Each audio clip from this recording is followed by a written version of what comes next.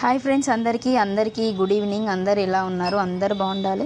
చూడండి, ఇక్కడ జనాలందరూ గుంపు కూడిరు కదా. నేను అల్లమెల్లిగడ్డ అమ్మే బండి దగ్గర అయితే బైక్ మీద ఇద్దరు వ్యక్తులు వచ్చి వాళ్ళని ఎవ్వరు ఏ బండి గుద్దలేదు, ఎవరు తాకలేదు. వాళ్ళంతలా వాళ్ళే డివైడర్ గుద్దుకొని స్కిప్ అయి పడిపోయారనమాట. ఇద్దరికైతే బాగానే దెబ్బలైతే తాకినాయి. నేనైతే దగ్గరికి వెళ్ళి చూడలేకపోయినా, దూరం నుంచి అయితే వీడియో తీసిన అనమాట. పడంగానే మా ఆయన వాళ్ళందరూ, పక్కన వాళ్ళందరూ వెళ్ళి బండి పక్కకు తీసి లేపారు.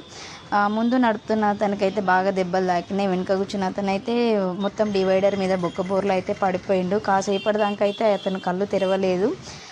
పక్కన బండ్లలో వెళ్ళే వాళ్ళు వచ్చి సిపిఆర్ చేస్తే ఆ తర్వాత శ్వాస వచ్చింది అతనికి. ఆ తర్వాత అంబులెన్స్ కాల్ చేసిరు. ట్రాఫిక్ పోలీసు వాళ్ళు వచ్చి కొంచెం ట్రాఫిక్ని అయితే పక్కన నుంచి బండ్లను పంపిస్తూ ఉండి వాళ్ళని అంబులెన్స్ ఫోన్ చేయగానే అంబులెన్స్ వచ్చిందనమాట. కానీ వెళ్ళేటప్పుడు మాత్రం చాలా జాగ్రత్తగా చూసుకొని వెళ్ళండి దయచేసి. ఇంట్లో పిల్లలు ఉంటారు, భార్యలు నమ్ముకొని, తల్లులు నమ్ముకొని ఉంటారు, అందరూ ఉంటారు. వెళ్ళడం 5 నిమిషాలు లేట్ అవుతుందేమో, కానీ ఇంటికైతే చేరుకుంటాం కదా.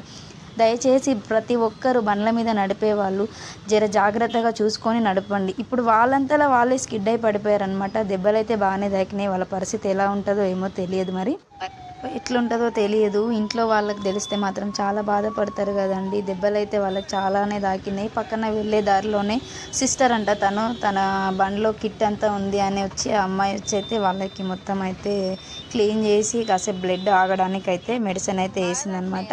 మొత్తానికైతే దానివల్ల ఫుల్ ట్రాఫిక్ అయిపోయింది. ఏది ఏమైనా కానీ వాళ్ళ అయితే ఉన్నారు ఇప్పుడు, కానీ వాళ్ళ పరిస్థితి ఎలా ఉంటుంది అనేది తెలియదు. ముక్కులో నుంచి తలలో నుంచి అయితే బ్లడ్ అయితే బాగానే వచ్చేసింది అనమాట.